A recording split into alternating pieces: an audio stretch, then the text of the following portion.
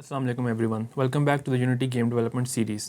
इस वीडियो में हम बात करेंगे टर्नरी ऑपरेटर्स के बारे में। तो टर्नरी ऑपरेटर्स आखिर होते क्या हैं? अगर हम इसके नाम पे जाएं तो ternary means comprised of 3 parts, यानी कि 3 हिस्सों पे ये बनी होती है जो एक हमारी स्टेटमेंट है।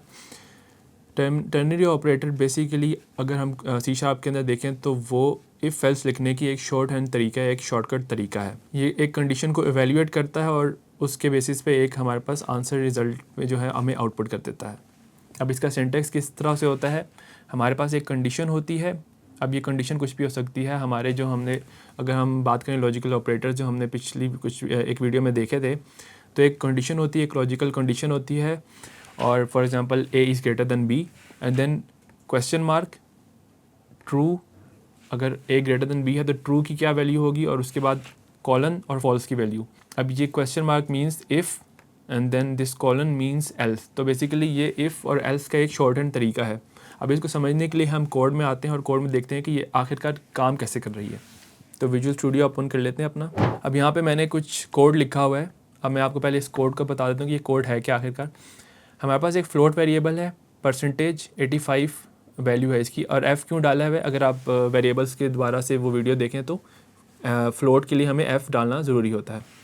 उसके बाद एक और वेरिएबल है हमारा स्ट्रिंग रिज़ल्ट का। जो हमारा रिज़ल्ट है वो अभी हमने एम्प्टी एक स्ट्रिंग बनाई हुई है। एम्प्टी स्ट्रिंग यानी कि दो जब आप कोटेशन मार्क्स एक साथ ऐड करते हो तो एम्प्टी स्ट्रिंग होती है, उसकी कोई वैल्यू नहीं होती। और आगे हमने सेमीकोलन यानी कि स्टेटमेंट एंड हो गई है। उसके बाद इफ़ स्टेटमेंट हमने डाली है। पिछली वीडियो में हमने कंडीशनल स्टेटमेंट देखी थी। तो if percentage is greater then 40 यानी कि हम यहाँ पे एक लॉजिकल स्टेटमेंट यहाँ पे डाल रहे हैं कि अगर परसेंटेज 40 से ज़्यादा है तो जो रिज़ल्ट है रिज़ल्ट उसकी वैल्यू आप सेट कर दो पास। पास एक स्ट्रिंग है। एल्स अगर नहीं है तो उसकी वैल्यू आप डाल दो फेल। उसके बाद हमने इस रिज़ल्ट को प्रिंट कर दिया है। और console डॉट रीड की, ये बेसिकली आपका कंसोल ओपन हो और वो फ़ौरन क्लोज़ ना हो जाए, उसके लिए हम यहाँ पे एक console डॉट रीड की डालते हैं जो कि एक की प्रेस का वेट करती है। जब हम की प्रेस करेंगे तो फिर हमारा कंसोल एग्ज़िट हो जाएगा। तो हम इसको रन करते हैं। रन के बटन पर क्लिक करते हैं तो हमारा कंसोल ओपन हो गया और हमारे पास जो रिज़ल्ट यहाँ पे आ रहा है वो रिज़ल्ट क्या है? पास। क्योंकि पास इसलिए क्योंकि 85 हमारी वैल्यू थी यहाँ पे परसेंटेज की। कंसोल को हम एग्जिट कर देते हैं। अब देखिए मैंने की प्रेस किया तो यहाँ पे वो ऑटोमेटिकली इसका जो कंसोल था वो ख़त्म हो गया। अच्छा, अब इस चीज़ को हम बहुत ईजी तरीके से एक शॉर्ट हैंड तरीके से लिख सकते हैं। तो आप चेक करते हैं कि हम इसको कैसे कन्वर्ट करेंगे एक टर्नरी ऑपरेटर के अंदर। तो सबसे पहले हमें एक वेरिएबल चाहिए रिज़ल्ट। हमने किस चीज़ में टर्नरी ऑपरेटर का एक जो आंसर है, एक रिज़ल्ट है, वो स्टोर करना है। तो रिज़ल्ट में हमने स्टोर करना है इक्वल साइन। अब आएगी कंडीशन। कंडीशन हमारे पास क्या है? Percentage is greater then 40। ठीक है, अगर परसेंटेज ग्रेटर देन 40 है इफ़, तो क्या करो? Result equals to pass. Else colon डाल दिया, एल्स के लिए कॉलन रिज़ल्ट।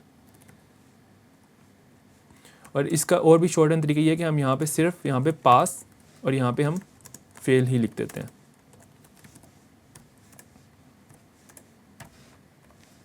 अब हम इस चीज़ को यहाँ पे ख़त्म करते हैं, रिमूव कर देते हैं। सेव किया और दोबारा से रन करते हैं कोड अपना। तो आप देख रहे हैं हमारे पास वही जो रिज़ल्ट है वही वैल्यू यहाँ पे प्रिंट हुई है पास। और हमने जो हमारा 4-5 लाइनों का कोड था हमने वो सिंगल लाइन में एक यहाँ पे कन्वर्ट कर दिया है। अगर हम इसकी वैल्यू यहाँ पे 35 करते हैं और फिर रन करते हैं तो हमारे पास यहाँ पे आउटपुट क्या आता है? फेल, जो कि हमारे लॉजिक से मैच कर रहा है। यहाँ पे हम इस टर्नरी ऑपरेटर को किसी भी तरह के वेरिएबल के साथ यूज़ कर सकते हैं। फॉर एग्जांपल हम इंटीजर वेरिएबल के साथ यूज़ कर सकते हैं। हम लेट्स से यहाँ पे इंटीजर वैल्यू है a और इसकी वैल्यू 0 है। अब हम कहते हैं इंट b, इसकी वैल्यू लेट्स से 10 है और इंट c की वैल्यू 20 है। हम कहते हैं कि a वेरिएबल आ गया हमारा। अब कंडीशन डालनी है b is greater than c। Condition हमारे पास आ गई क्वेश्चन मार्क यानी कि इफ़। तो हम क्या कहेंगे? a की वैल्यू हो जाएगी हमारे पास 40। कॉलन डाला एल्स के लिए, a की वैल्यू हो जाएगी 30। Semi colon statement and. नीचे गए और यहाँ पे हमने क्या किया? console डॉट राइट लाइन ए। अब ए की वैल्यू हम यहाँ पे कंसोल पे प्रिंट कर रहे हैं। फिर से रन करते हैं। अब वैल्यू इसकी क्या आनी चाहिए, क्योंकि बी ग्रेटर देन सी नहीं है तो इसकी वैल्यू 30 आनी चाहिए। तो हमारे पास फेल पिछले लॉजिक के मुताबिक और 30 हमारे पास प्रिंट हो गया। अच्छा, हम अपनी कंडीशंस को नेस्ट भी कर सकते हैं। हम 2 कंडीशंस को एक साथ यहाँ पे भी ऐड कर सकते हैं। अब वो हम देखते हैं कि कैसे ऐड करते हैं। लेट्स से यहाँ पे हम एक और वेरिएबल बना लेते हैं, int C D equals to 40। हम कहते हैं कि b ग्रेटर देन c है, b c से ज़्यादा है, and b is less than d। अब हमने 2 कंडीशन डाल दी। अगर हम इसको इफ़ स्टेटमेंट में लिखते तो हम कुछ इस तरह लिखते हैं कि if b is greater than c and b is less than d। तो बेसिकली हमने इसी चीज़ को यहाँ पे शॉर्ट फॉर्म में लिख दिया है। तो हम क्या कहते हैं, अगर b c से ग्रेटर है तो d से छोटा है तो हम वैल्यू क्या करेंगे 40, अदरवाइज़ 30। अब देखते हैं b c से ग्रेटर है, 10 इज़ नॉट ग्रेटर देन 20, ठीक है।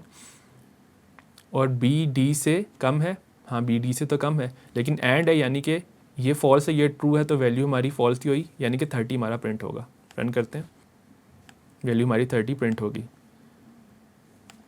एंड की जगह अगर हम और कर देते हैं यहाँ पे, और अब हम यहाँ पे रन करते हैं। अब क्योंकि हमारे इनमें से एक ट्रू है, b जो है वो d से छोटा है, तो वैल्यू जो है वो 40 प्रिंट होनी चाहिए, और यहाँ पे आउटपुट हमारा 40 आ गया। अब आप इसको देख के सोच होंगे हाँ मैं तो यही यूज़ करूँगा, इफ़ स्टेटमेंट यूज़ करने की क्या ज़रूरत है, हम हर जगह पे यही यूज़ कर लेते हैं। अब सबसे पहला इसका रीज़न ये है कि हम इसमें इफ़ एल्स इफ़ और एल्स नहीं कर सकते, यानी कि अगर हमारे पास 3 कंडीशनल स्टेटमेंट्स हैं तो हम यहाँ पे यूज़ नहीं कर सकते टर्नरी ऑपरेटर। ये बेसिकली अगर आपने किसी वेरिएबल में जल्दी से एक लॉजिकल एक्सप्रेशन की बेस पे वैल्यू ऐड करनी है, वैल्यू स्टोर करानी है, तो उस पे आप टर्नरी ऑपरेटर यूज़ कर सकते हैं। और अगर आपके पास ज़्यादा स्टेटमेंट है तो आप सिर्फ इफ़ एल्स ही यूज़ कर सकते हैं। तो इस वीडियो में हमने टर्नरी ऑपरेटर्स के बारे में सीखा। अब अगली वीडियो में हम कॉन्स्टेंट्स एंड इन्यूमरेशंस के बारे में सीखेंगे। तो मिलते हैं अगली वीडियो में। अल्लाह हाफ़िज़।